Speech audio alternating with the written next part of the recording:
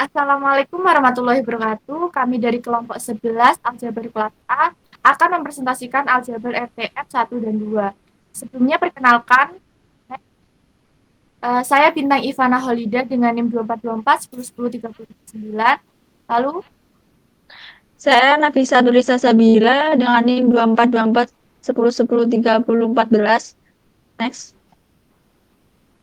Saya Prayuda Afrizal Erlangga dengan NIM 2424 1010 3062. Saya Rela Sepatia Dinata dengan NIM 2424 1010 3087. Next.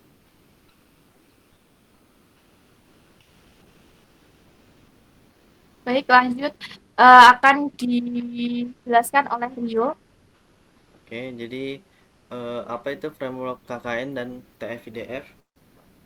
Jadi di sini KNN yaitu singkatannya K-Nearest Neighbor, yaitu KKN adalah algoritma pembelajaran mesin berbasis kemiripan yang bekerja dengan membandingkan objek baru dengan data yang sudah ada untuk menentukan kategori objek tersebut. Nah, terus yang kedua yaitu ada TF-IDF atau Term Frequency Inverse Document Frequency. Jadi di sini TF-IDF adalah metode pemberian bobot pada kata dalam dokumen untuk mengukur seberapa penting kata tersebut dalam satu dokumen relatif terhadap kumpulan dokumen lainnya. Next. Selanjutnya ada definisi umum dari framework. Yang pertama, framework ini dirancang untuk mengklasifikasikan dan mengukur kesamaan dokumen yang berbasis teks. Dan kedua, implementasi ini dilakukan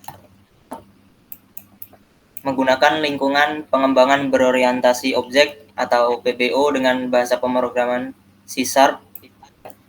Dan lalu framework ini mencakup beberapa modul yang memandu pengguna dalam proses klasifikasi dokumen.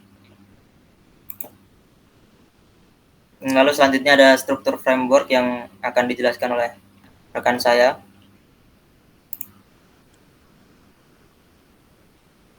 Next.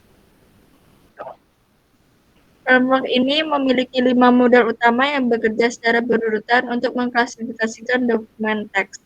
Berikut adalah fungsi setiap modul. Yang pertama, UI modul, tampilan antarmuka pengguna untuk mengontrol aplikasi dan keseluruhan framework. Juga pengguna dapat mengunggah dokumen, menentukan kategori, dan melihat hasil. Yang kedua, dokumen modul, mengelola dokumen termasuk mengelompokkan dan seleksi sumber data lokal maupun daring. Memungkinkan pengguna menetapkan kategori dokumen. Lalu yang ketiga, preprocessing modul, mengonversi dokumen ke format yang sesuai untuk klasifikasi, menghapus karakter kontrol, serta menyesuaikan jenis font, yaitu menghapus kata-kata tidak berguna.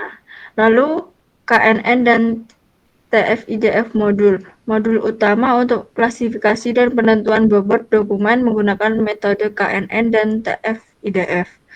Yang terakhir, measuring modul menampilkan hasil klasifikasi dan analisis statistik sederhana. Jadi cara kerja singkatnya yaitu dokumen dimasukkan lalu diproses dan dihapus kata-kata tidak berguna, lalu bobot dihitung, lalu diklasifikasikan, yang terakhir hasil ditampilkan. Next. Oke, di sini selanjutnya yaitu klasifikasi KNN. Prinsip utama yaitu pertama menggunakan Euclidean distance untuk mengukur kesamaan antara dokumen. Terus yang kedua ini KKN ini bekerja dengan mengukur kesamaan antara dokumen baru atau yang akan diklasifikasikan dan dokumen-dokumen yang sudah dikategorikan sebelumnya. Terus yang terakhir dokumen diklasifikasikan ke dalam kategori berdasarkan kemiripan dengan dokumen-dokumen latihan. Oke, next. Belum kepencet. Nah, oke. Jadi di sini ada contoh pertama yaitu teksnya itu text classification KNN method. Nah, terus preprocessing yaitu menjadi text classification KNN method. Nah, terus dijadikan base vector dengan nama main fact, yaitu jadi ada kotak siku dengan isi text classification KNN method. Nah, jadi pada kolom 0 yaitu ada text, dan kolom pertama itu ada classification, dan kolom kedua itu ada KNN, dan kolom terakhir itu kolom ketiga itu ada dengan diisi method. Nah, terus parsing text ini bekerja untuk menghapus karakter, kontrol, dan membentuk vektor kata sebagai objek dasar untuk klasifikasi. Next.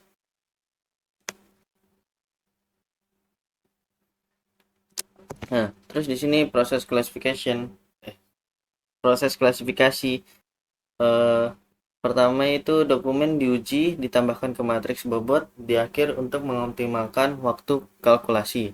Dan di sini nilai K dalam algoritma KNN menentukan jumlah dokumen terdekat yang dibandingkan. Jadi huruf K dalam K-nearest-neighbor ini mengacu pada jumlah dokumen terdekat yang digunakan oleh algoritma untuk membuat prediksi. Jadi nilai K itu adalah parameter yang harus ditentukan sebelum menjalankan algoritma.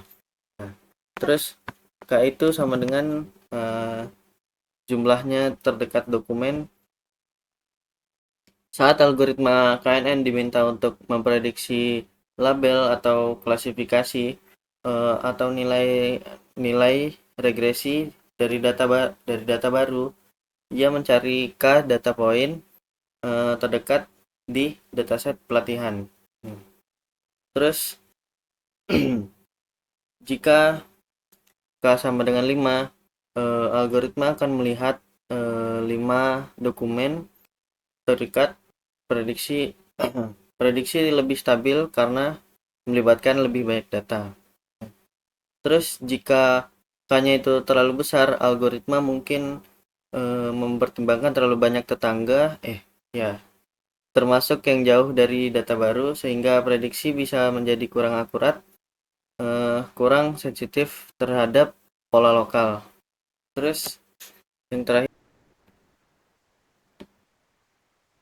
terakhir yaitu kesamaan dihitung menggunakan jarak Euclidean dengan rumus D X, Y sama dengan akar sigma N, R sama dengan 1,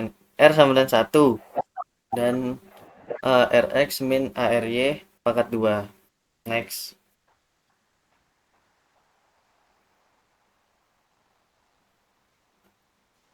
Selanjutnya, penentuan matriks bobot. Matriks bobot digunakan untuk menghitung pentingnya kata dalam dokumen. Contoh dimensi N X M, di mana N sama dengan jumlah kata unik, M sama dengan jumlah dokumen. Setiap elemen matriks AIJ menunjukkan bobot kata dalam dokumen tertentu. Elemen AIJ itu bobot dari kata I dalam dokumen J. Next. Metode-metode penentuan bobot ada 4, yaitu yang pertama, binary, memeriksa apakah kata muncul bernilai 1 atau tidak yang bernilai 0 dalam dokumen. Lalu yang kedua, term frekuensi, yaitu TF, menghitung jumlah kemunculan kata dalam dokumen. Lalu yang ketiga, IDF atau inverse document frequency, untuk mengetahui seberapa penting kata dalam dokumen. Lalu yang terakhir, TF-IDF, yaitu menggabungkan TF dengan IDF untuk memberikan bobot yang lebih tinggi pada kata yang jarang muncul tetapi signifikan. Next. Selanjutnya langkah-langkah penentuan bobot. Nah, di sini kita memiliki beberapa kalimat. Yang pertama ada dokumen 1, yaitu pemrograman itu menyenangkan dan menantang. Nah, dokumen 2-nya yaitu latihan membuat pemrograman lebih sempurna. Nah, daftar kata unik dari kedua dokumen itu yaitu ada pemrograman itu menyenangkan dan menantang, latihan membuat, dan lebih dan juga sempurna. Next.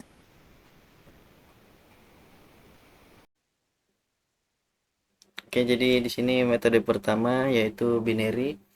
Jadi di sini ada tabel binary frekuensi kata di setiap dokumen. Jadi eh, jika kata itu berada di dalam dokumen, maka dia akan bernilai 1. Nah, jika kata itu tidak ada di dalam dokumen, maka dia akan bernilai 0. Contoh yaitu kata pemrograman, yaitu kata pemrograman tadi ada di dalam dokumen 1 dan dokumen 2, maka dia akan bernilai 1 dan 1. Nah, di kata itu di dalam dokumen 1 itu ada, maka dia bernilai 1, dan di dokumen 2 dia tidak ada, maka bernilai 0. Dan menyenangkan itu ada di dalam dokumen 1 dan di dokumen 2 dia tidak ada, maka bernilai 0. Kita lanjut ke latihan. Jadi di latihan ini tidak ada di dalam dokumen 1, maka dia akan bernilai 0. Tetapi ada di dalam dokumen 2, maka dia bernilai 1. Jadi setiap kata jika ada di dalam dokumen, maka dia akan bernilai 1, dan jika tidak ada dia akan bernilai 0. Next.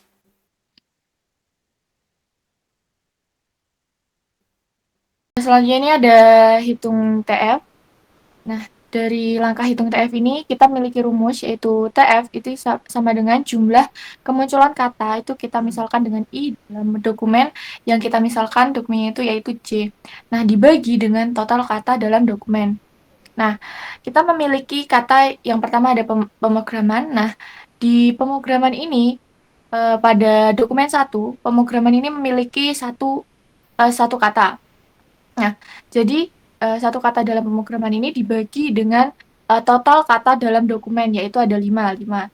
Dalam dokumen 1 ini ada 5 kata. Nah, jadi 1 dibagi 5 hasilnya 0,2. Nah, selanjutnya sama caranya dengan di dokumen 1. Nah, dokumen 2 juga seperti itu. Dan pemrograman ini di dokumen 2 juga muncul 1. Nah, 1 dibagi dengan total kata di dokumen 2 itu juga sama 5. Nah, hasilnya nanti 0,2. Nah, selanjutnya juga yang kata itu juga sama di dokumen 1 itu di dokumen 1 itu ada satu kata, muncul satu kata. Nah, itu dibagi dengan 5. Total dokumen satunya itu 5. Nah, jumlahnya 0,1. Nah, sedangkan di dokumen 2 kata itu tidak ada. Jadi hasilnya pasti 0 karena 0 dibagi dengan 5 hasilnya sama dengan 0. Nah, begitu juga seterusnya, sama seperti cara atau rumus yang sudah tersedia. Next. Lalu yang ketiga menghitung IDF. Rumus IDF yaitu log N itu total dokumen dibagi DFI yaitu jumlah dokumen yang mengandung kata. Total dokumen dari contoh ini yaitu 2 dokumen. Dari pemrograman ada 2 dokumen. Dari kata pemrograman ada 2 dokumen. Jadi rumusnya log 2/2 menghasilkan log 1 sama dengan 0. Lalu kata itu hanya ada di satu dokumen, yaitu berarti rumusnya log 2/1 sama menghasilkan log 2 sama dengan 0,301 dan begitu seterusnya. Next. Lalu yang selanjutnya ada hitung TF-IDF. Untuk menghitung TF-IDF ini menggunakan rumus TF dikali IDF. Untuk yang pertama untuk kata pemrograman yaitu TF-IDF untuk dokumen 1 dan TF-IDF untuk dokumen 2 berjumlah 0. Karena untuk TF yang dokumen 1 untuk kata pemrograman yaitu berjumlah 0,2 dan yang dokumen 2 juga sama 0,2 dan dikalikan dengan IDF yaitu 0 IDF-nya, maka hasilnya 0. Dan untuk kata itu untuk TF-IDF dokumen 1 TF-nya bernilai 0,2 dan dikalikan IDF yang bernilai 0,301, maka hasilnya 0,0602. Dan yang untuk TF-IDF dokumen 2 itu karena TF dokumen 2 dari kata itu 0, maka dikalikan dengan IDF-nya, maka hasilnya 0, dan begitu juga seterusnya. Lalu untuk selanjutnya yaitu evaluasi framework. Yang pertama adalah evaluasi untuk kecepatan perhitungan TF-IDF, yaitu pengoptimalan menggunakan LINQ di C# meningkatkan kecepatan hingga 6 kali dibandingkan metode klasik. Jadi untuk metode TF-IDF ini lebih unggul di kecepatan perhitungan jika dibandingkan metode lainnya. Lalu yang kedua yaitu kualitas klasifikasi. Dari hasil pengujian menunjukkan penurunan kualitas klasifikasi seiring bertambahnya jumlah dokumen. Yang mana ini berarti jika dengan metode TF-IDF ini masih belum bisa untuk dokumen jumlahnya sangat besar, jadi kualitas klasifikasinya mengalami penurunan. Lalu untuk yang ketiga yaitu kecepatan klasifikasi teks. Waktu pemrosesan meningkat secara eksponensial dengan jumlah data yang lebih besar. Walaupun kualitas klasifikasinya mengalami penurunan, tetapi jika jumlah datanya juga lebih besar, maka waktu pemrosesannya juga meningkat secara bertahap. Untuk yang terakhir, keempat, yaitu sensitivitas klasifikasi terhadap kategori dokumen. Dokumen dari kategori sport memberikan hasil terbaik karena teksnya kurang kompleks. Karena dari kategori sport dokumennya sangat sederhana, jadi menggunakan metode TF-IDF ini bisa menghasilkan hasil yang terbaik.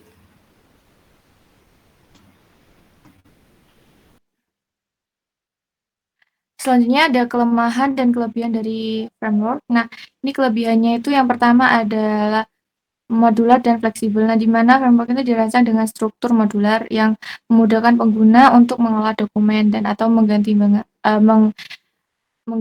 dan menyesuaikan dokumen yang ada. Nah, ini melakukan pre-processing dan menjalankan klasifikasi. Nah, selanjutnya itu fleksibel. Nah, fleksibel di mana itu tadi framework itu bisa disesuaikan dengan sesuai dengan keinginan dari pengguna. Nah, selanjutnya ada hasil yang stabil.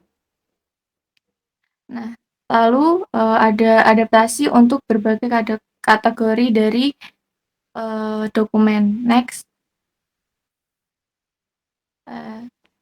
Nah, ini di setiap modul itu dapat dikembangkan atau dioptimalkan lebih lanjut tanpa mengganggu modul lainnya. Next. Lalu di kelemahannya, dari kelemahan framework ini ada yang pertama itu sensitif terhadap jumlah kata tidak berguna dalam dokumen. Nah, selanjutnya yang kedua itu kinerjanya itu menurun dengan data berukuran besar. Nah, solusi dari potensi itu adalah yang pertama pemrosesan paralel untuk mempercepat kalkulasi matriks bobot. Next. Lalu yang terakhir yaitu kesimpulan. Jadi kesimpulannya, framework yang menggabungkan algoritma KNN dengan metode TF-IDF ini adalah solusi efektif untuk klasifikasi dokumen yang berbasis teks. Dengan struktur modular seperti yang sudah dijelaskan tadi, framework memudahkan pengelolaan dokumen dan proses klasifikasi, serta memberikan hasil akurasi yang tinggi, terutama pada dokumen sederhana seperti kategori olahraga atau sport. Penggunaan optimasi seperti LINQ meningkatkan efisiensi perhitungan, meskipun framework masih memiliki keterbatasan pada dataset yang besar. Jadi secara keseluruhan, framework ini menawarkan pendekatan yang stabil, fleksibel, dan dapat dioptimalkan lebih lanjut. Baik, itu saja sekian dari presentasi kelompok kami. Wassalamualaikum warahmatullahi wabarakatuh. Warahmatullahi wabarakatuh.